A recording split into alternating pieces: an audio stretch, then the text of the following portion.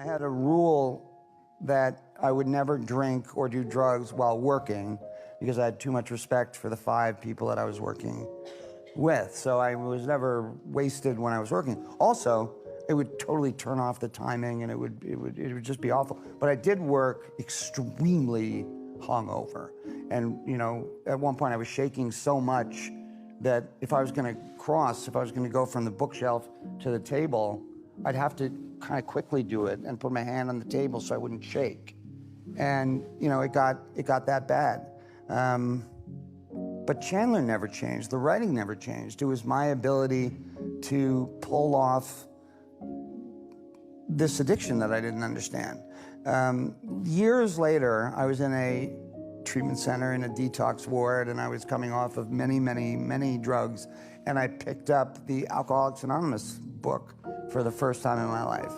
And I read, drinkers think they're drinking to escape, but what they're really doing is trying to get over a disease they don't know they have.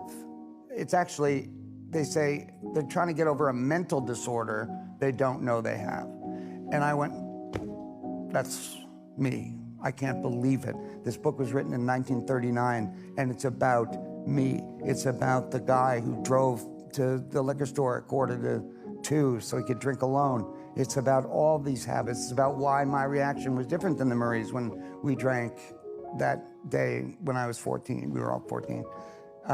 It separated me from the normal man. So it was a great day on the one hand.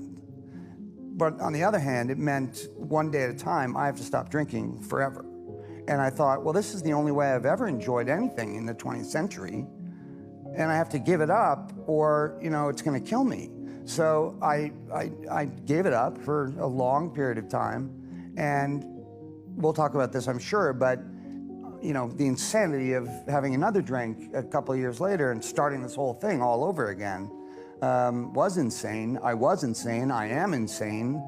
But interestingly enough, only in this area. Like, I'm a pretty logical fellow in every area but this one. Yeah. And I know logistically exactly what's gonna happen, and I still do it. And I couldn't understand that.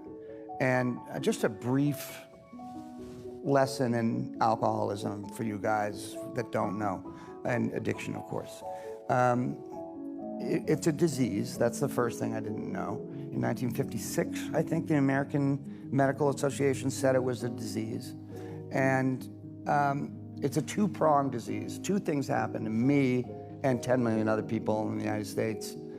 It's an obsession of your mind. So what that means is you think of a martini, and then slowly but surely, it's the only thing you can think about. You can't think about anything else. I gotta get a martini. I know I'm supposed to be over here working, but I gotta get another martini. Martini. And then once you take that martini, you break the membrane of sobriety.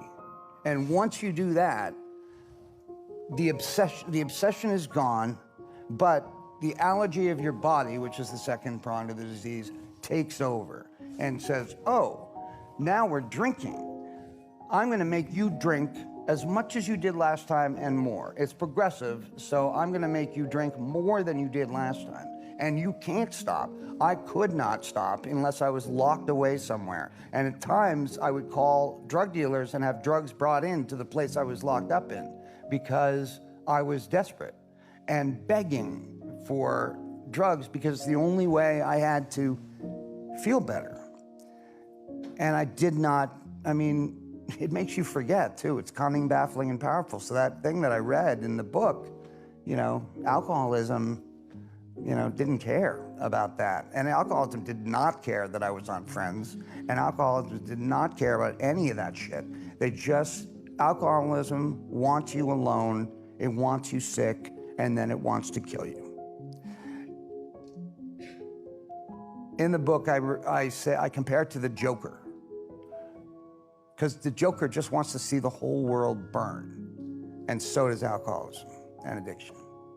And it took over decades of my life. And I pray to you, if you worry that you're having this problem, or you know somebody that is, raise your hand, find somebody who's smarter than you about this, and talk to them and be honest about it, because the secrets are what kill us. Now, the best thing about me, bar none, is if somebody comes up to me and says, I can't stop drinking, can you help me?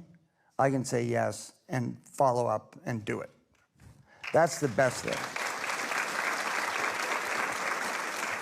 And I've said this for a long time. When I die, I don't want friends to be the first thing that's mentioned. I want that to be the first thing that's mentioned. And I'm going to live the rest of my life proving that.